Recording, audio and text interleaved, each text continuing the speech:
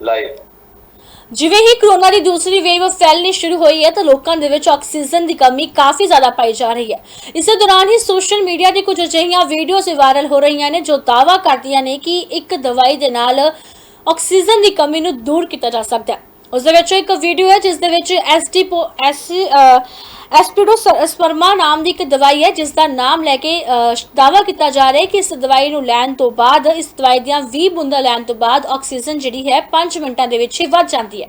ਇਸ ਵੀਡੀਓ ਦੇ ਵਿੱਚ ਇੱਕ ਸ਼ਖਸ ਨੇ ਸਾਫ਼ ਤੌਰ ਤੇ ਦਾਅਵਾ ਕੀਤਾ, ਆਪਣੇ ਪਿਤਾ ਨੂੰ ਦਵਾਈ ਦਿੰਦੇ ਹੋਏ ਦਿਖਾਇਆ ਤੇ ਉਸ ਤੋਂ ਬਾਅਦ ਆਕਸੀਜਨ ਚੈੱਕ ਕਰਵਾ ਕੇ ਇਹ ਸਾਬਿਤ ਕਰ ਦਿੱਤਾ ਕਿ ਇਸ ਦਵਾਈ ਦੀਆਂ 20 ਬੂੰਦਾਂ ਲੈਣ ਤੋਂ ਬਾਅਦ ਹੀ 5 ਮਿੰਟਾਂ ਦੇ ਵਿੱਚ ਆਕਸੀਜਨ ਲੈਵਲ ਵੱਧ ਜਾਂਦਾ ਹੈ ਤੇ ਇਸ ਦਵਾਈ ਦੇ ਨਾਲ ਮਰੀਜ਼ਾਂ ਨੂੰ ਬਹੁਤ ਜ਼ਿਆਦਾ ਲਾਭ ਹੋ ਸਕਦਾ ਹੈ। ਪਰ ਜਦੋਂ ਇਸ ਵੀਡੀਓ ਦੀ ਅਸੀਂ ਪੜਤਾਲ ਕੀਤੀ, ਇਸ ਵੀਡੀਓ ਬਾਰੇ ਡਾਕਟਰਾਂ ਦੇ ਨਾਲ ਗੱਲਬਾਤ ਕੀਤੀ ਤਾਂ ਇਹ ਵੀਡੀਓ ਪੂਰੀ ਤਰ੍ਹਾਂ ਫੇਕ ਸਾਬਿਤ ਹੋਈ ਹੈ। ਡਾਕਟਰਾਂ ਦਾ ਕਹਿਣਾ ਹੈ ਕਿ ਅਜਿਹੀ ਕੋਈ ਵੀ ਦਵਾਈ ਨਹੀਂ ਹੈ ਜੋ ਆਕਸੀਜਨ ਲੈਵਲ ਨੂੰ 5 ਮਿੰਟਾਂ ਵਿੱਚ ਹੀ ਵਧਾ ਸਕੇ।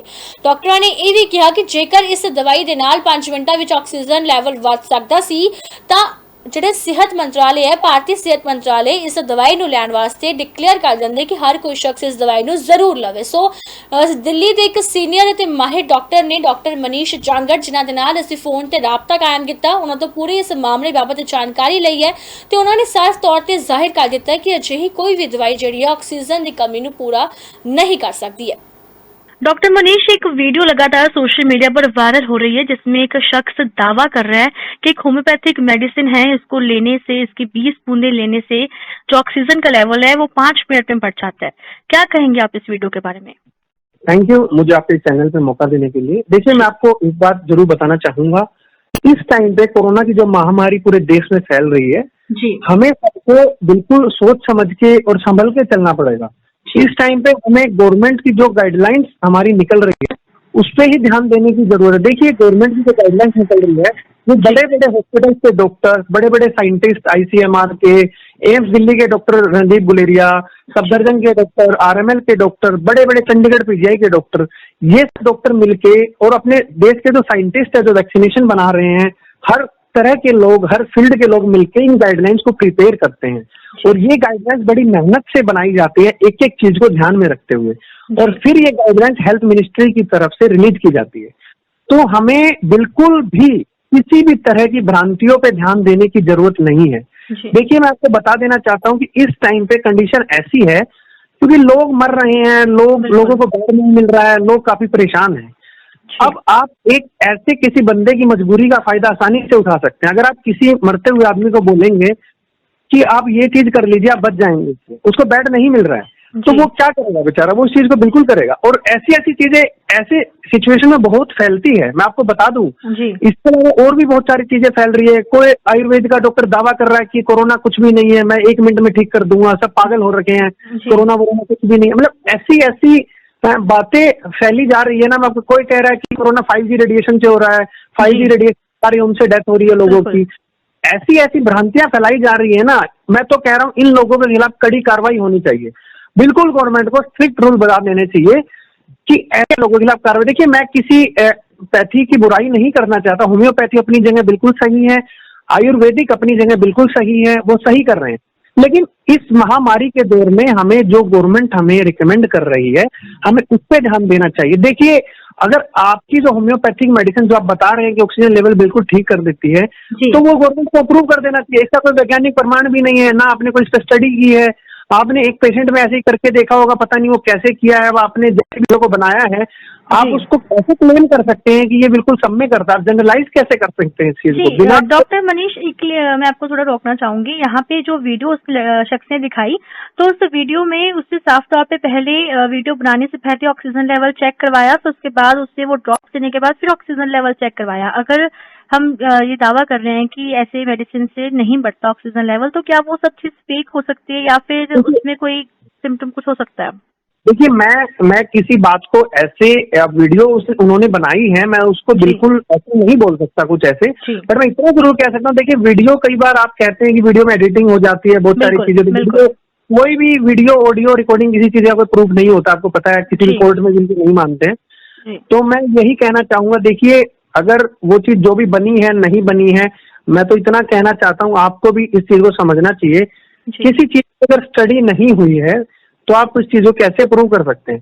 अभी इस कोरोना महामारी में आप ऐसी ऐसी चीजें फैलाएंगे तो अपनी पब्लिक पैनिक हो जाएगी जी। तो ऐसी चीजें यूज करेगा, कोई नहीं करेगा, कोई इधर करेगा। तो हमें सिर्फ जो गवर्नमेंट ऑफ इंडिया गाइडलाइन जारी कर रही है हेल्थ मिनिस्ट्री, उसको फॉलो करना चाहिए, इन चीजों से बिल्कुल दूर रहना चाहिए। मेरी सभी अपने पब्लिक से हाथ जोड़ के विनती है कि आप लोग किसी भी ऐसी भ्रांतियों में ना फैले। जैसा भी कोई भी कुछ दावा करता हो, किसी भी तरह का दावा हो रहा, बिल्कुल मत जाइए। कुछ लोग तांत्रिकों के पास जा रहे हैं, कुछ दवाएं खा रहे, पता नहीं कैसी कैसी चीजें फैल रही है। मुझे तो बल्कि ऐसा लग रहा है व्हाट्सएप यूनिवर्सिटी ने बिल्कुल बर्बाद कर दिया हमको। ये व्हाट्सएप पे कभी कोई वीडियो आती है, कभी कुछ फैला देते हैं, कोरोना वायरस से होता ही नहीं है, पता नहीं कैसी जैसे ये मेडिसिन थी एस्पिडोस्पर्मा, कुछ ऐसा नाम की मेडिसिन है। एक ऐसा कुछ वायरल हो रहा है, ऐसा कहा जा रहा है कि जैसे अस्थमा के मरीज को ये मेडिसिन दी जाती है तो कहते हैं कि अस्थमा के मरीज को भी सांस लेने में दिक्कत आती है। तो यहाँ आप थोड़ा डिफरेंशिएट कर पाएंगे कि अस्थमा के मरीज की और कोविड के मरीज में जो फर्क है वो लोगों को समझा पाएंगे कि किस तरीके से इनमें फर्क है? देखिए, अस्थमा एक अपने आप में एक अलग बीमारी है और कोविड अपने आप में एक अलग बीमारी है। देखिए, अस्थमा में आपको होता है कि आपको सांस लेने में काफी दिक्कत होती है, इसको हम दमा भी बोलते हैं। जैसे कि आपकी जो ब्रोंकस होती है, ब्रोंक्यूल्स होती है, एल्वुलाई होती है, उनमें कुछ डिफेक्ट आ जाता है। देखिए, वो डिफेक्ट काफी साइंटिफिक लेवल पे अगर मैं बात करूं तो वो किसी को समझ में आना काफी डिफिकल्ट है। तो मैं आपको देसी भाषा में ही समझाना चाहूंगा कि उस डिफेक्ट की वजह से हमें मतलब सांस लेने में काफी दिक्कत होती है। अस्थमा, ब्रोंकाइटिस, सीओपीडी, बहुत तरह की बीमारियां होती है जिनमें एक जैसे सिम्टम्स आते हैं। और जो कोरोना की बीमारी है, देखिए वो भी सांस से रिलेटेड बीमारी है, लेकिन उसमें सांस के अलावा बहुत सारी चीजें होती हैं जो दोनों की पैथोफिजियोलॉजी है वो बहुत अलग है, कि उसका होने का रीजन अलग है, वो जिस तरह से वो होती है वो तरीका अलग है। तो इन दोनों को हम सेम नहीं बोल सकते, हालांकि सिम्टम्स कुछ सेम आते हैं और इनका जो मैकेनिज्म है होने का वो बिल्कुल अलग है। देखिए, कोरोना में आपको फीवर भी होता है, सोर थ्रोट भी होता है, जोड़ों में भी दर्द होता है, आपको लॉस ऑफ टेस्ट होता है, लॉस ऑफ स्मेल होता है। अस्थमा में सिर्फ आपको सांस की बीमारी होती है और आपको साल्ब्यूटामोल कई बार हम प्रेस्क्राइब कर देते हैं ताकि आपको सांस अच्छे से आए, और वो हम कोरोना में भी कई बार साल्ब्यूटामोल दे सकते हैं जब हमें सांस में दिक्कत होती है। ऑक्सीजन की जरूरत दोनों में पड़ती है, तो दोनों को आप सिम्टम के बेस पे तो रिलेट कर सकते हैं, बट ट्रीटमेंट के बेस पे भी कुछ हद तक आप बोल सकते हैं। लेकिन ऐसा नहीं है कि अस्थमा और कोरोना बिल्कुल एक चीजें हैं, काफी डिफरेंट चीजें हैं, उसके रीजन काफी अलग होते हैं, इसके रीजन काफी अलग होते हैं, तो आपको काफी ध्यान देने की जरूरत है। जी सर, जैसे अब कोविड की जो दूसरी वेव फैल रही है, इसमें ऑक्सीजन की कमी बहुत ज्यादा आ रही है, काफी खतरनाक है ये पहली वेव से, तो आप लोगों को क्या कहना चाहेंगे कि क्या प्रिकॉशंस वो यूज करें ताकि जो इस वक्त हालात बने हुए हैं और कोरोना के केसेस ना बढ़ सके?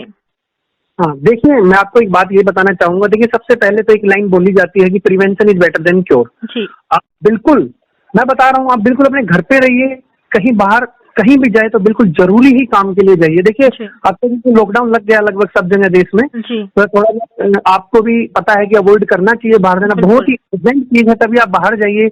आप अगर इस चीज को प्रिवेंट कर सकते हैं तभी आप इससे बच सकते हैं, और आप मास्क जरूर लगाइए। देखिए, मैं आपको बताना चाहता हूँ कि बेड की बहुत कमी हो रही है देश में, इनका हेल्थ सिस्टम, वो कहते हैं लोग कि कोलैप्स हो गया, मैं तो कह रहा हूँ एक्सपोज हो गया है। सच्चाई है, इंफ्रास्ट्रक्चर पे कोई पैसा नहीं लगाया गया है, जीडीपी का 1.2% है, बिल्कुल बेड नहीं मिल रहे हैं। हालांकि डॉक्टर्स को बेड नहीं मिल रहे। मैं आपको खुद अपना एग्जांपल दे सकता हूँ, आरएमएल हॉस्पिटल में 15 दिन पहले मुझे कोविड हुआ था, मुझे बेड 3 से 4 घंटे बाद मिला।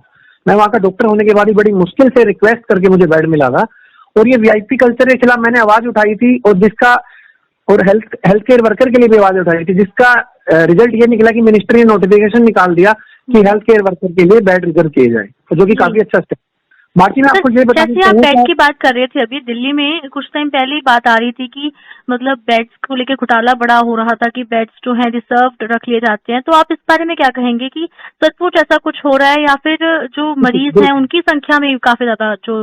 मैं एक बात ये बताना चाहूंगा, देखिए, इंडिया की पॉपुलेशन इतनी ज्यादा है कि अगर आप बेड रिजर्व करने की बात भी बोलेंगे तो तब भी वो नहीं होगा। अगर वो बेड जो रिजर्व है उनको भी ओपन कर देंगे ना, उसके बाद भी लोगों को बेड नहीं मिलेंगे। बाकी मैं आरएमएल हॉस्पिटल में काम करता हूँ, मैंने ही ये मुद्दा उठाया था वीआईपी कल्चर का, पहली बार हमारी के थ्रू हमने उठाया था, फेमा एसोसिएशन के थ्रू, मैं उसका फाउंडर भी हूँ।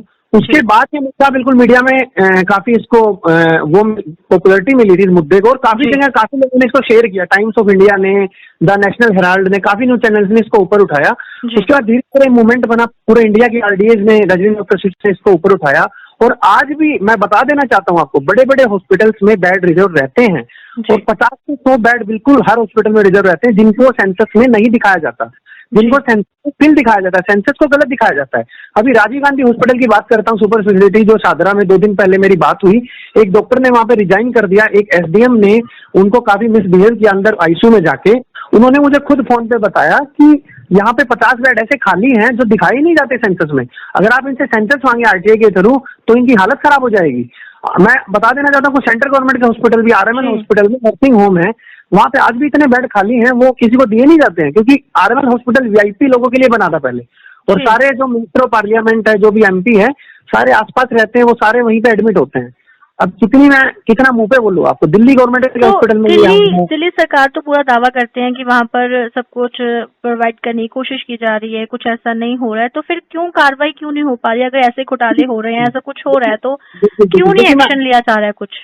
देखिए, मैं आपको एक बात ये जरूर बताना चाहूंगा, ये जो माहौल बना हुआ है, इस माहौल का कुछ लोग फायदा उठा रहे हैं अपनी पॉलिटिक्स चमकाने में, और ये सच्चाई है।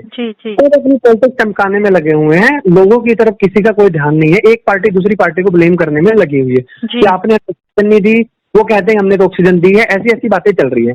और कमियां हर पार्टी में है, हर सरकार में कमियां हैं, ऐसा नहीं है कि कुछ भी दिल्ली, अगर आप सेंटर को ही हर चीज का जिम्मेदार नहीं बता सकते, स्टेट गवर्नमेंट की भी कुछ जिम्मेदारी बनती है। पिछले 1 साल में दिल्ली गवर्नमेंट ने कितने हॉस्पिटल बनाए हैं? एक बंदे ने आरटीआई डाली जिसमें लिखा गया कि रिप्लाई आया कि एक भी हॉस्पिटल नहीं बनवाया इन्होंने, कोई ऑक्सीजन सिलेंडर नहीं खरीदा इन्होंने मतलब कुछ भी नहीं खरीदा। मैं आपको बताऊं, कोई ऑक्सीजन प्लांट नहीं लगवाया इन्होंने। तो फेलियर ऑफ सिस्टम जो है वो बस सामने बिल्कुल सामने एक्सपोज हो रहा है, फेलियर ऑफ सिस्टम की कुछ भी नहीं हो पा रहा है। आपको मैं आरटीआई की कॉपी भेज दूंगा, अगर आप चाहें तो। मैं किसी ने कुछ नहीं किया, केंद्र सरकार पीएम केयर फंड से क्या खरीदा है? कुछ नहीं खरीदा है, 10-15 वेंटिलेटर खरीद दिए होंगे बस, जिनकी कॉस्ट कोई ज्यादा भी, मतलब ऐसा सिस्टम बना दिया है कि लोगों को सब बेवकूफ समझते हैं, और हेल्थ केयर वर्कर को लोग यूज करके उनसे काम करवा रहे हैं। जैसे आज हम डॉक्टर हैं, कितनी मेहनत पे रिस्क, अपनी मतलब जान रिस्क पे डाल के अपने घर नहीं जाते तक हम ड्यूटी कर रहे हैं, हम कोई एक्स्ट्रा पैसा भी नहीं ले रहे हैं इनसे, फिर भी हमारी तरफ इनका कोई भी ध्यान नहीं है। हम बीमार पड़ते हैं तो हमें एडमिट तक नहीं करते हैं लोग।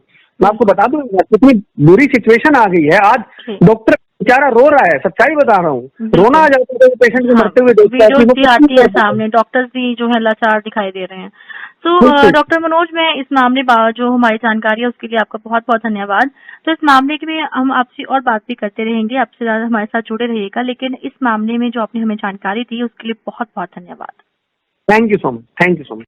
ਸੋ ਡਾਕਟਰ ਮਨੀਸ਼ ਜਾਂਗੜ ਦੇ ਵੱਲੋਂ ਸਾਫ਼ ਤੌਰ ਤੇ ਇਹ ਕਹਿ ਦਿੱਤਾ ਗਿਆ ਹੈ ਕਿ ਕੋਈ ਵੀ ਅਜਿਹੀ ਦਵਾਈ ਆਕਸੀਜਨ ਦੀ ਮਾਤਰਾ ਵਧਾਉਣ ਦੇ ਵਿੱਚ ਮਦਦ ਨਹੀਂ ਕਰ ਸਕਦੀ, ਜਦਕਿ ਸਾਨੂੰ ਖੁਦ ਸੁਰੱਖਿਆ ਜੋ ਨਿਯਮ ਨੇ ਸਾਨੂੰ ਕਹਿੰਦੇ ਨੇ ਕਿ prevention is better than cure. So ਸਾਨੂੰ ਪ੍ਰੀਕਾਸ਼ਨਸ ਜਿਹੜੇ ਨੇ ਉਹ ਸਮੇਂ-ਸਮੇਂ ਸਿਰ ਲੈਣੇ ਚਾਹੀਦੇ ਹਨ, ਤਾਂ ਹੀ ਅਸੀਂ ਕੋਵਿਡ ਦੀ ਜਿਹੜੀ ਬਿਮਾਰੀ ਹੈ ਉਸ ਤੋਂ ਬਚ ਸਕਦੇ ਹਾਂ। ਇਸ ਦੇ ਨਾਲ ਤੁਹਾਨੂੰ ਇੱਕ ਵਾਰ ਉਹ ਵੀਡੀਓ ਜ਼ਰੂਰ ਦਿਖਾਉਂਦੇ ਹਾਂ ਜੋ ਕਿ ਸੋਸ਼ਲ ਮੀਡੀਆ ਤੇ ਲਗਾਤਾਰ ਵਾਇਰਲ ਹੋ ਰਹੀ ਹੈ, ਜਿਸ ਦੇ ਵਿੱਚ ਇੱਕ ਐਸਟੀ ਐਪੀਸਪੋਡਰਮਾ ਨਾਮ ਦੀ ਇੱਕ ਜਿਹੜੀ ਦਵਾਈ ਹੈ, ਜਿਸ ਦੇ ਬਾਰੇ ਕਿਹਾ ਜਾ ਰਿਹਾ ਹੈ ਕਿ 20 ਬੂੰਦਾਂ ਲੈਣ ਤੋਂ ਬਾਅਦ ਆਕਸੀਜਨ ਦੀ ਮਾਤਰਾ ਵੱਧ ਸਕਦੀ ਹੈ। ਸੋ ਤੁਹਾਨੂੰ ਇੱਕ ਵਾਰ ਉਹ ਵੀਡੀਓ ਜ਼ਰੂਰ ਦਿਖਾਉਂਦੇ ਆ। हाँ नहीं हाँ ठीक है, बनानी लोगों तक पहुंचे वीडियो ताकि पता लगे लोगों को। ठीक है वीर जी।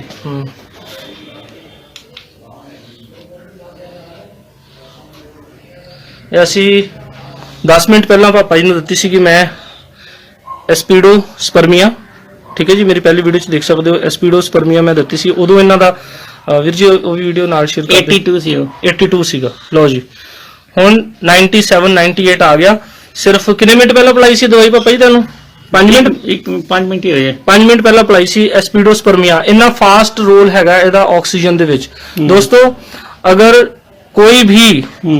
कोई भी ऐसा व्यक्ति जिसका ऑक्सीजन लेवल डाउन हो रहा है, एस्पिडोस्पर्मिया फौरन जाकर ले आओ। मदर टिंचर है, इधर उधर ऑक्सीजन सिलेंडर लेने की भागने की जरूरत नहीं है।